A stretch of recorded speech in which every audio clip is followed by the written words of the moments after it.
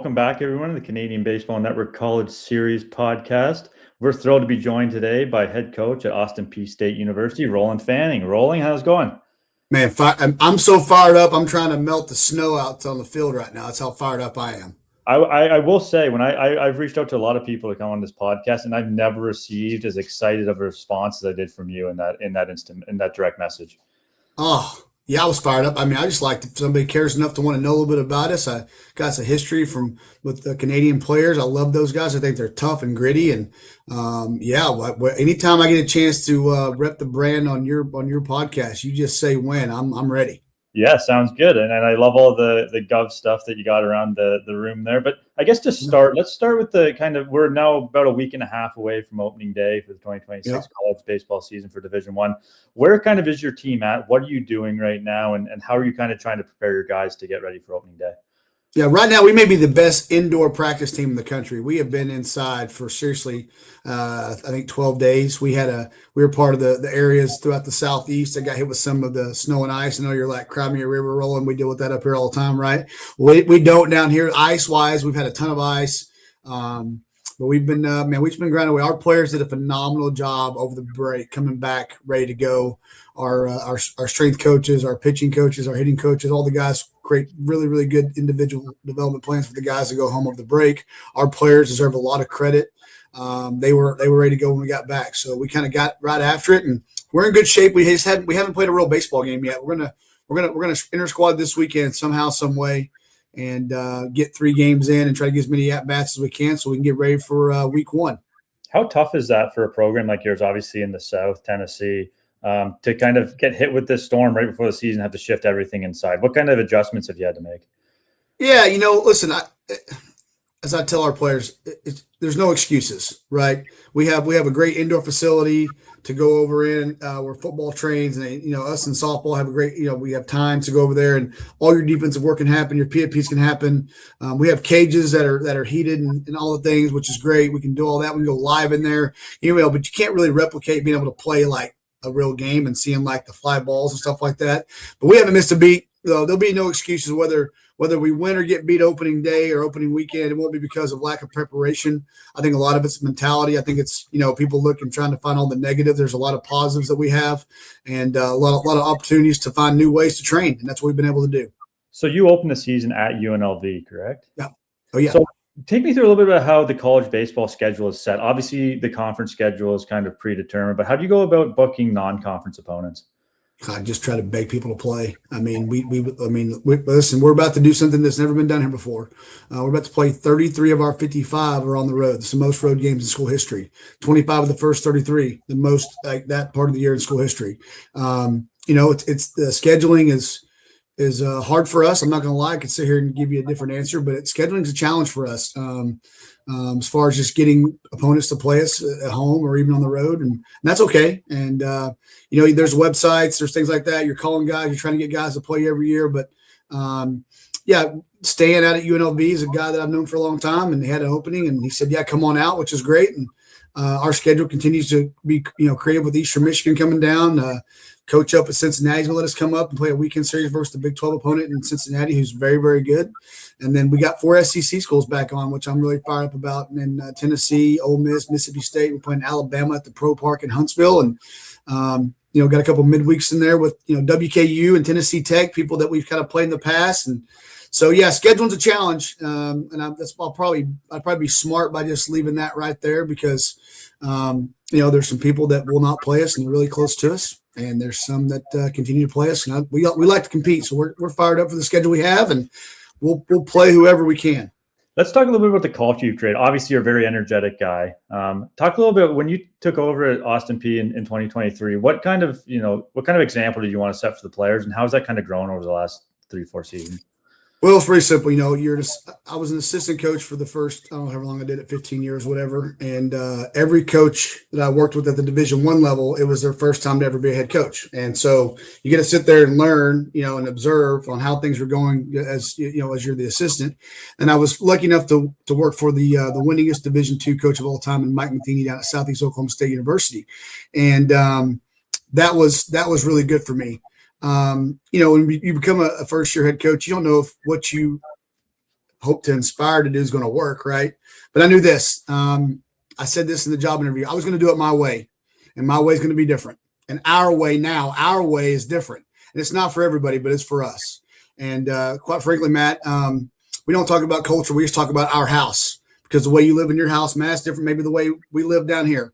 But when you come play baseball here at Austin Peay, you're going to be bold and aggressive, never get up and get better. You're going to have energy, effort, enthusiasm, and edge, and execute. We're going to have a real team that wants to win, who's coachable. And we're going to dominate the classroom, community, and championships throughout that. And we're going to block out a lot of negative things that's outside the house. And we're going to have fun. Baseball can be fun. It's okay to have cutoff T-shirts, and coaches wear wristbands and green shoes, whatever it may be, right? We like to do things a little different. As people say, the water in our house flows a little different, and we're okay with that. We are, because our deal is on game day, you're allowed to be your best authentic self around here. You are. We want that out of you. Long hair, earrings, arm sleeve tattoos. As long as you make good grades and do things right off the field, I will let you be whatever you want to be on a baseball field. But it's going to be playing hard and being aggressive, that's for sure. I love that, because so many times you get kind of caught in that old school mindset of it's got to be this way. You got to have the short hair. You got to have no beard. You got to, all this kind of stuff. It's really refreshing to see a college coach kind of let all that go. And like you said, as long as you're playing hard, you're doing well in the classroom, it's really refreshing to see some personality shine through. Yeah, well, listen, I mean, in our sport, you listen, like the phone, you see guys on television, they're training in spring training. Some guys have the do-rags on. Some guys have, listen, there's still some old school values in our program. Listen, we say please and thank you. We open the door for women. We respect women, right? We're on time, right? We do things. We do a lot of little things, and our players don't get enough credit for that. All people see is kind of the chaos that we do sometimes, which is fine. But our guys earn the right to be chaotic. They earn the right to be themselves. That's just not given. That's earned. And that's also why we probably have one of the highest retention rates as far as our roster than anybody in the country. Our guys don't leave, because when you get a taste of being authentic and being yourself in a place where people actually authentically care about you, not we care about you if you're a good player or not, but actually really care about you, it's hard to walk away from that. And we've done a good job with that. Where did the love of Mountain Dew come from? I just remember that video of you getting ejected, I think it was, and you leader of Mountain Dew walking off the field. What's the story behind that? So my mother was a avid Mountain Dew drinker. Okay. I think she's probably drinking a couple of them when I was in the womb. That's probably where it started. And then my love for Diet Mountain Dew come from my AD at Southeastern. Shout out Keith Baxter down at Southeast Oklahoma State University. And I just really like the taste of it, and I like it. And then so basically there's a quick stop called Sheetz in Virginia. Okay. Never heard about it. Okay. Well, this little guy right here costs about $2.50, right? And the 2 liter over there, okay? All right, and at Sheetz, it was 99 cents cold in a cooler. And I said, I'm getting that today, right? I was going to hammer the whole liter in one day, okay? And so, the ejections happened, and I happened to go to leave, and the umpire asked me to come back out, and I got my backpack and my 2 liter, and I just happened to be drinking the 2 liter as I'm talking to him, and it gets captured, and before you know it, it's viral. 11.7, it's ESPN, it's Fox News. They make T-shirts of it around here, and they're like everybody, in my little world is buying them, and people back in Oklahoma are buying them, and and it's kind of just become a thing, unfortunately. So you seem like you're a lot of fun to play for. Yeah. What does it take to play for you? And I don't mean, obviously there's a certain skill set that you need to play Division I baseball at a high level, but personality wise, trait wise, what are you looking for when you go out recruiting? Listen, I think everybody's traits are different. The one thing that's non-negotiable for me is, again, I just want you to be a good person. Listen, a lot of our players we get, they've been through some adversity on and off the field, no doubt. I believe in second chances. I believe in you can get better, right? But again, we like guys that are physical, but they don't have to be tall and physical. We've had guys that have been 5'6" to 6'8". It doesn't matter to me. A baseball field, a baseball locker room has a lot of different personalities and walks of life. But for me, man, you're making good grades, you're doing things right off the field, and you have a skill set that's going to help us win. And it's our job to kind of remind you that you're a good player. You guys leave some other places, maybe losing a little confidence, but they come here and they find confidence and joy in all the right ways. And we've been successful in finding refinding the joy in people's hearts for baseball and rejuvenizing some dudes. And that's been pretty good for us.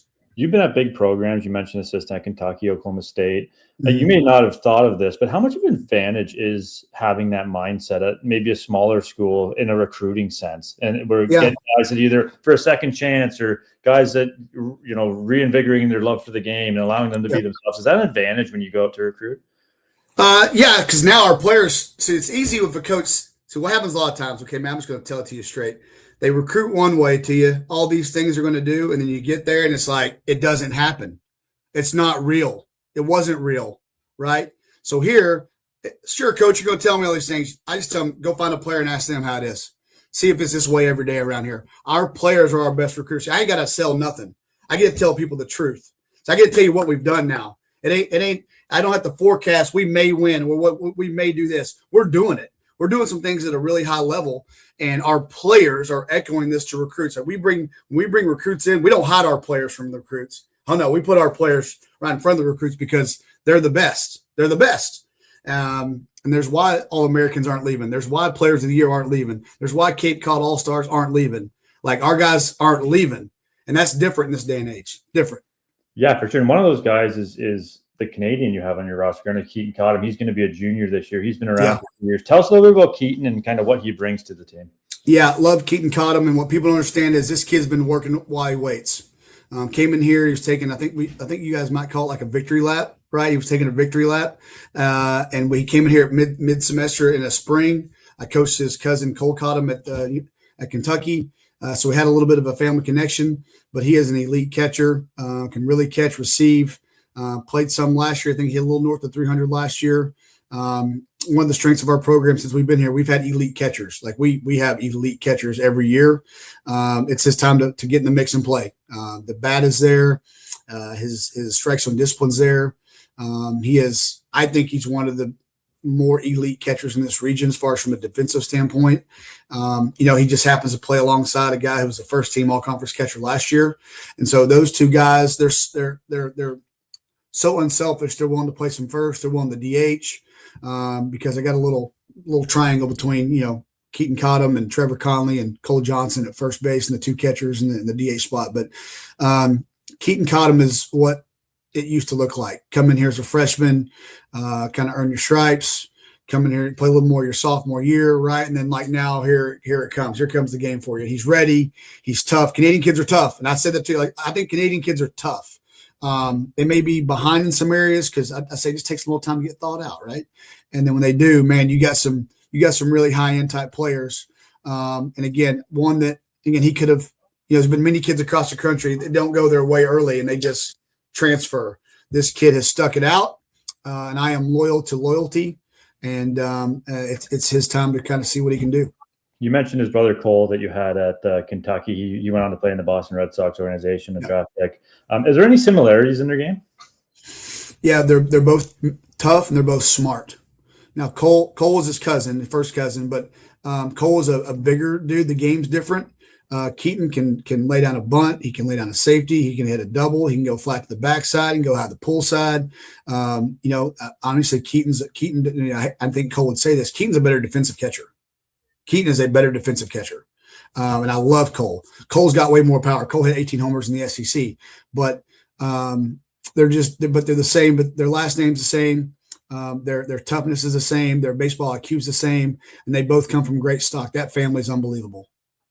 Yeah, I'm gonna probably do a story on that because that's a really athletic family. I was looking at his bio there a little bit. I didn't realize how athletic those Cottams are. But ball, obviously.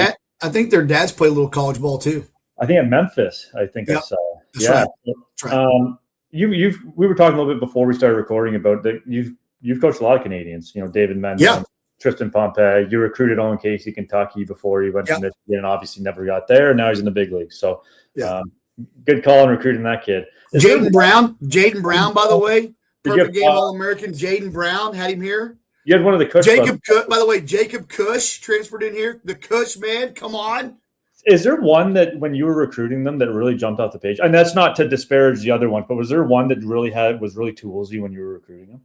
Well, Owen Casey, he's one I truly recruited. He was a sophomore. Saw him on a backfield at Grand Park in Indiana, and The guys that run PBR up there were like, hey, look at this guy. I'm like, oh, yeah, no doubt, right?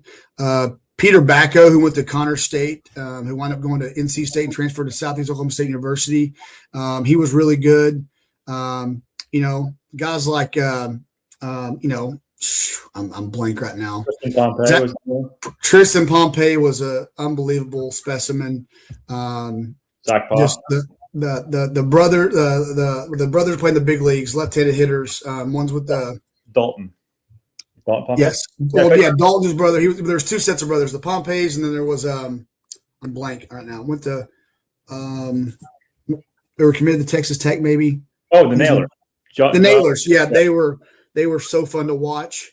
But yeah, listen, the training up there has become awesome. And again, I think that just goes to show that, again, there's been a lot of Canadian guys have success in the big leagues and throughout college baseball for a long time. And, down in Oklahoma, teams like Connor State Junior College get a lot of Canadians. They go down there and play. Junior college in general take a lot of Canadian kids and they go play. But they're ready for it because they're tough. And, all day baseball at junior college is not fun for some guys, but these guys have been training indoors all day. So getting to be outside to train is awesome. So sticking kind of with the family theme, I didn't realize until I was researching for this podcast that you had hired your brother, Nolan, who actually went to the College World Series with Oral Roberts in 2023. Am I getting that right year? Yeah, that's right. So my brother him and I are completely different. I'm obviously like that way all the time. My brother's kind of like even kill, right? Is he younger or older?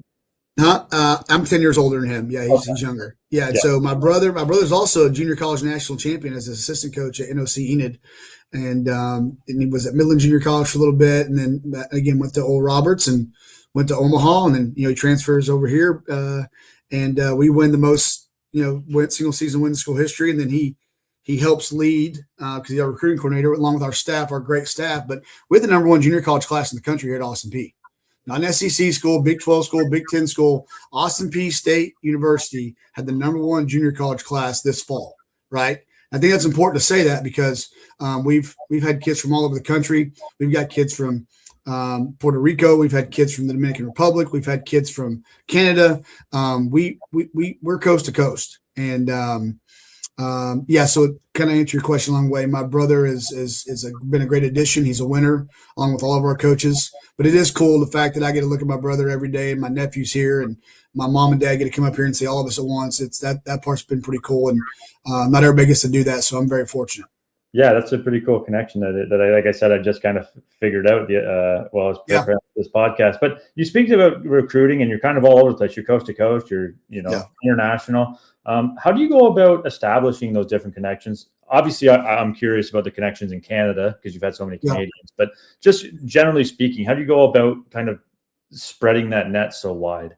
Yeah, well, I mean, I guess, when you first start this, you're a Division II assistant, and you're doing the junior college thing and teams that are close to you, right? And then you go be the volunteer at Oklahoma State, and then it's like, all right, now you get to really go test the waters across the country. And then, you're at Arkansas, Little Rock, and it's kind of how you're a little bit regional locked a little bit, right? And you go to the University of Kentucky, and there's really no budget for recruiting. So you're going all over the place. It's the old school T12.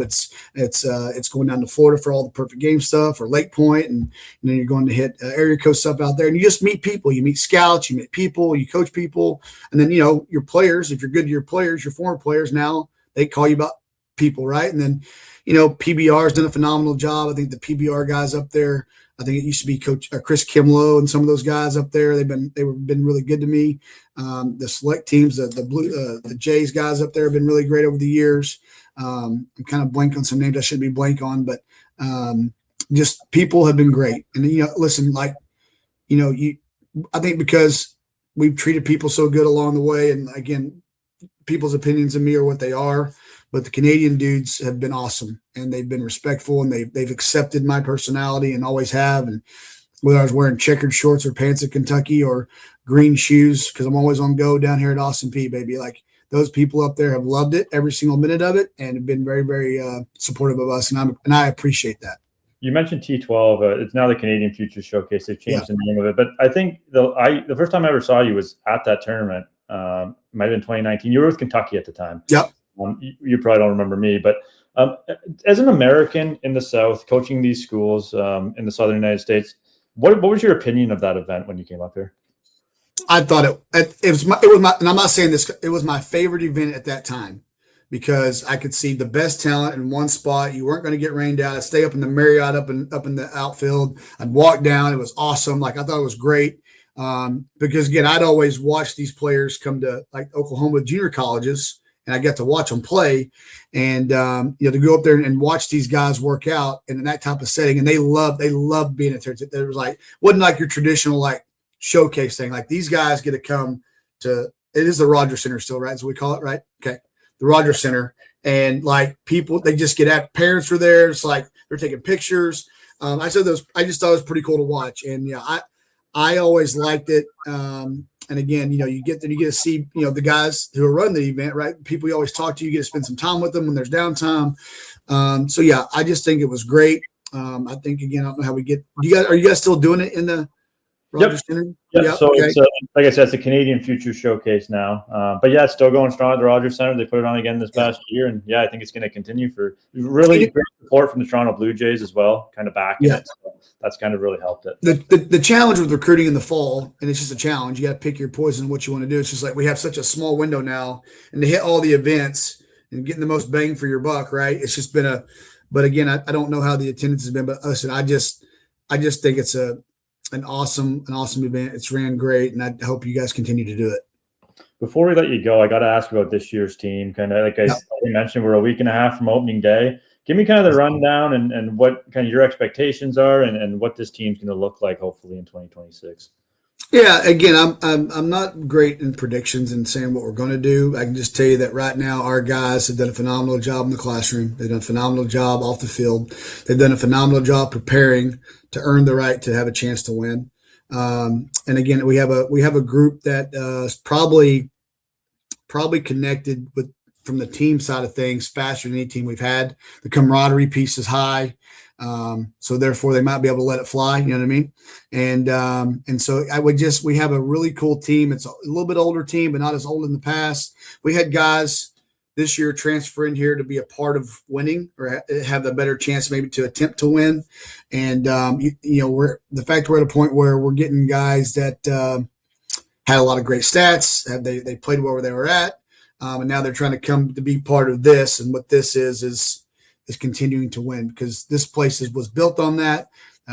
This place has been to regionals, and it's our job to try to continue to take the next step. And that's something we haven't done yet. We've done a lot of individual awards because we've had great team success, and it's now the team success needs to make one more jump at the end of the year. And we'll work every day to try to get there, but we're a long way from that. But I love the guys. Like I can legitimately tell you I love them. They know that. I tell them I love them. And I know coaches might say that, but there's not a player that I look at in the locker room. I'm like, I can't wait for the year's over. I want this guy gone. I haven't felt that in 2 years around here. I haven't. And that's the one thing I can appreciate about our players here. They like being here. They like to work. And that's one thing. If you come here, you're going to get coached. You will get coached. And I don't care what anybody says. Check the stat sheet. We know how to coach. And a lot of people say they do, but like they're not doing it. So guys come here, they get better. They learn how to compete with some freedom and clarity, and we like to wind them up on game day and let it go. And so that's just the way we roll. Roland, this was a lot of fun. You're a lot of fun, and we can't wait to watch Austin Peay throughout the season. And best of luck, and thank you so much for coming on. Yeah, Matt, seriously, thanks for having me. Anytime you guys want to hook this up again or you get close to come watching the game or something, let us know. We'd love to have you. For sure. Awesome. Take care.